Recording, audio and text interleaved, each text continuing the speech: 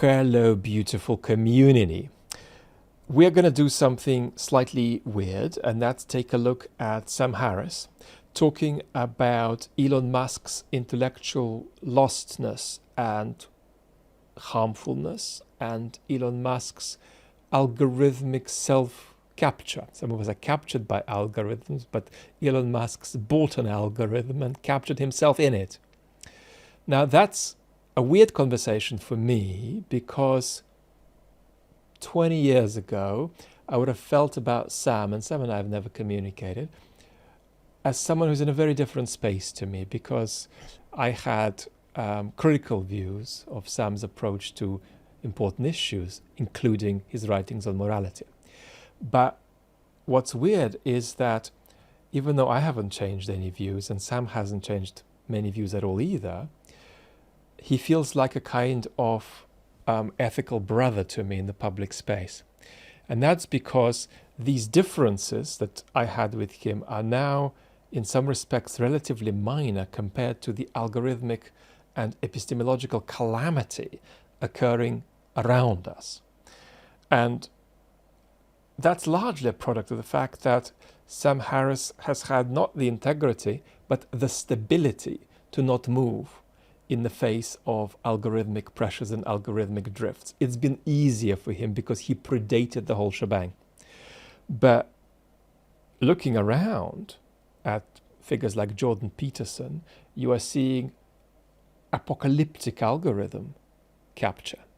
And that often takes two forms, not just people pandering to algorithms, but people eventually beginning to think the thoughts algorithms tell them to think. So Brent sent in a video of Harris on Musk, and we're going to take a look at a few clips. So let's go. You just cannot say that someone like Elon Musk is an intellectual, right? He's obviously very smart. He's obviously a talented engineer. But when you prod him and get his take on world events or on the future of humanity, you get like 15 lines of boilerplate that he hasn't revised in the last decade and a half. So we all know, right, that you can have enormous success in a narrow set of fields and then be useless at making sense of the world around that. That's not a controversy. Everybody knows that. There is also something deeper than this, and that I call the disadvantage of privilege. And that can happen in tech, in finance. It can even happen in the academy, right? That's not Musk's story, but it can still happen in the academy, whereby, for instance, here in the UK, very successful kid, got very good at testing at school, goes through the PPE degree at Oxford, Politics, Philosophy and Economics, which is a big platform to sort of push people out into the world of finance or into the world of law, make them good in their narrow professional specialization, but make them so lost in the world and in their life that when it comes to outside what they do, it's not just that they are a bit sloppy or ignorant or clueless, it's that they are lost and they actually end up having, 20, 30 years on, some kind of existential crisis. That I call the disadvantage of privilege. So don't underestimate the depth,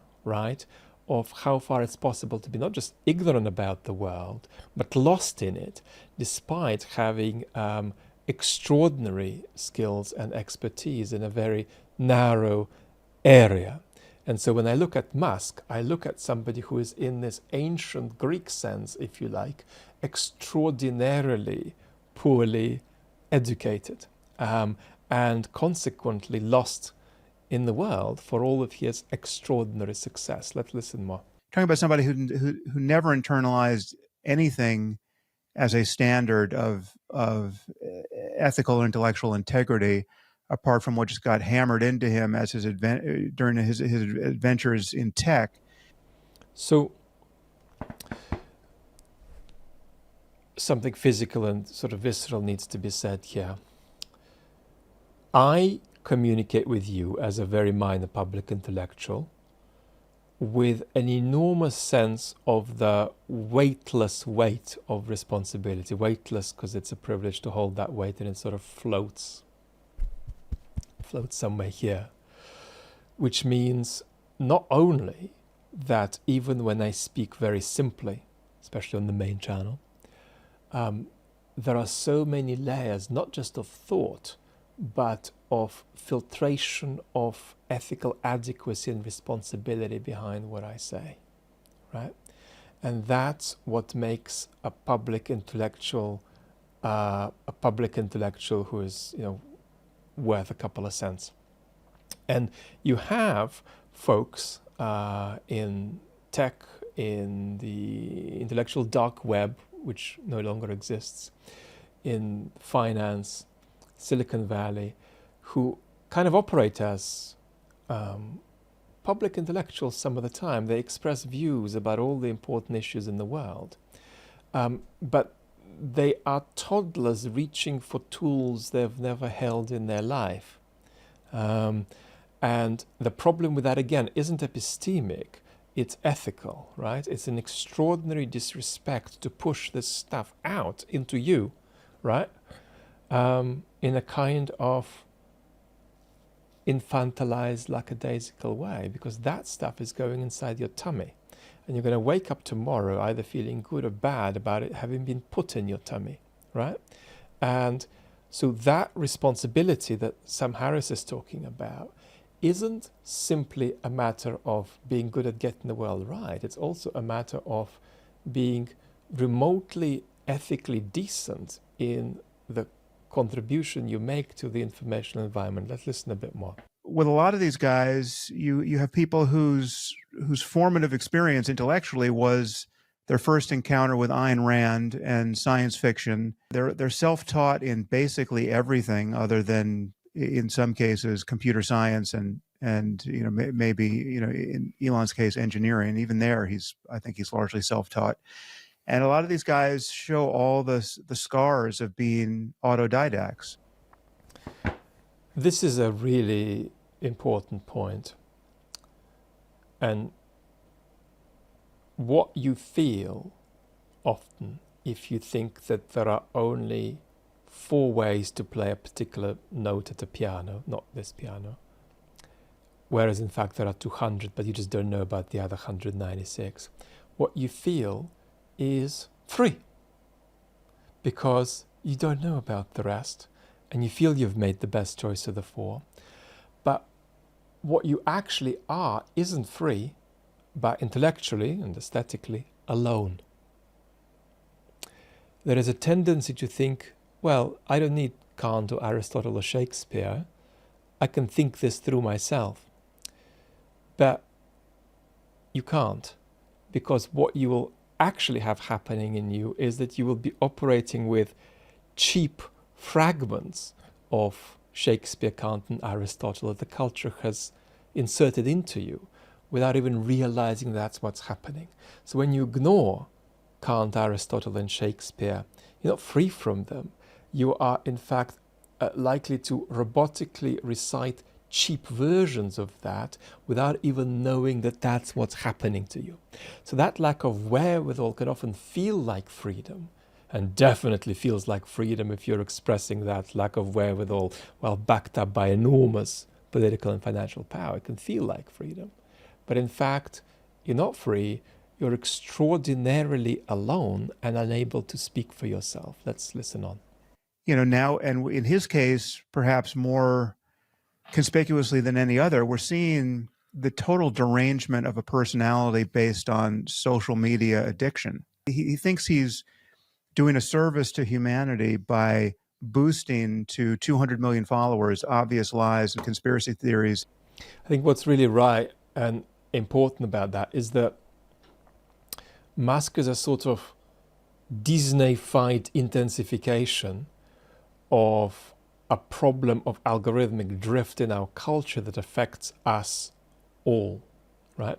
It's affected a lot of Sam's friends or ex-friends who have become mini-Musks in the sense of having become victims of algorithms and as a result intellectual non-persons. Because you pander to the algorithm and then you begin to increasingly sincerely recite what the algorithm wants you to say and do that with ever accelerating intensity. And you're altogether lost. And the way to keep free from that, and Sam has done that, you could disagree with everything he thinks, but he's done that because his intellectual life is grounded away from the workings of these algorithms. And that's something that's harder for people who start more recently, because they start, right, their public conversation at the time when they simply have to do everything through the prism of algorithmic drift. And Sam was there before these algorithms were in place. It is easier for him, but before or now, the qualities you need are fundamentally still the same. You just need these qualities on a much higher level to survive the algorithmic drift today. But they are not just integrity, but stability. And it's shocking how people with a modicum of integrity, but with relative lack of stability, drift and become lost, right? Look at how much Jordan Peterson is, in fact, reciting algorithmic items, quite frankly. And look at how commercial that looks. And Peterson would position himself as a high critic of some of the purposeless capitalism in our culture. But at the same time, being a victim of algorithms, he's himself a particularly intense representation of the very thing that he thinks is wrong with our society. So this affects us all, and Musk is, top of doing damage to US democracy, giving us a kind of teaching moment, because he is exemplifying this sense of being algorithmically lost on a completely stratospheric scale. Enough for today. Lots of love.